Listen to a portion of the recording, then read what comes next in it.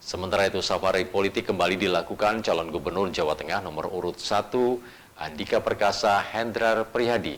Kali ini Andika Hendi menyasar sektor industri dengan berkunjung ke salah satu pabrik garmen PT Panca Tunggal Kinting Mill di Kota Semarang, Jawa Tengah.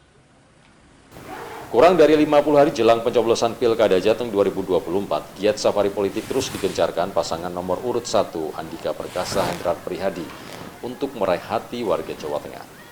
Kali ini paslon yang diusung PD Perjuangan itu mengunjungi pabrik garmen di Kota Semarang. Andika Hendi ditemani direksi pabrik garmen berkeliling meninjau tempat produksi dan menyapa serta berinteraksi dengan karyawan pabrik. Karyawan pun riuh dan meminta foto bersama Andika maupun Hendi. Dalam kesempatan ini, Andika ingin melihat secara langsung kondisi sektor industri di Jawa Tengah. Menurut mantan Panglima TNI itu, sektor industri merupakan salah satu penyumbang perekonomian di Jawa Tengah. Namun sayangnya, pandemi COVID-19 beberapa tahun lalu berdampak signifikan terhadap industri, termasuk garmen. Dan tak sedikit pula pabrik yang terpaksa merumahkan karyawan. Sementara pasca pandemi, pemulihan cenderung lambat.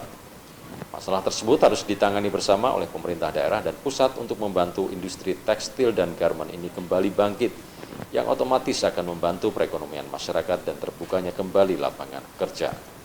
Andika juga optimis bisa kembali meningkatkan industri tekstil dan garmen di Jawa Tengah. Hal ini bisa melihat banyaknya relokasi pabrik dari Jabodetabek ke wilayah Jawa Tengah. Iya, dari ini tadi. Kalau dari penjelasan direksi tadi, memang kan sejak COVID ya, sejak COVID plus. Nah ini, karena COVID itu permintaan turun, sehingga bahkan ada pabrik yang tadinya operasional dengan kapasitas 2.500-an ya, pegawai itu terpaksa harus berhenti operasional. Ini kan juga satu langkah yang menurut saya agak mundur.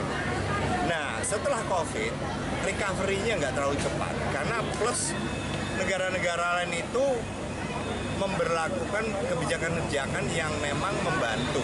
Nah, jadi salah satu masalah tadi menurut saya juga perlu kita hadapi bersama, pemerintah provinsi, kabupaten kota, dan pemerintah pusat, sehingga kalau industri tekstil garmen ini bangkit kembali, kan ujung-ujungnya masyarakat Jawa Tengah yang akan menikmati lapangan kerja ya Pak ya? Lapangan kerja. Misalnya begitu banyak relokasi industri dari Banten dan Barat ya, itu ke Jawa Tengah. Karena apa ya? Karena tadi upah minimum tadi yang masih relatif kompetitif. Jadi memang kalau kita berpikiran lebih luas, kita kan masih punya kira-kira 10,47 masyarakat Jawa Tengah ini yang tergolong miskin. Nah, yang nganggur sendiri itu kira-kira 4,4%.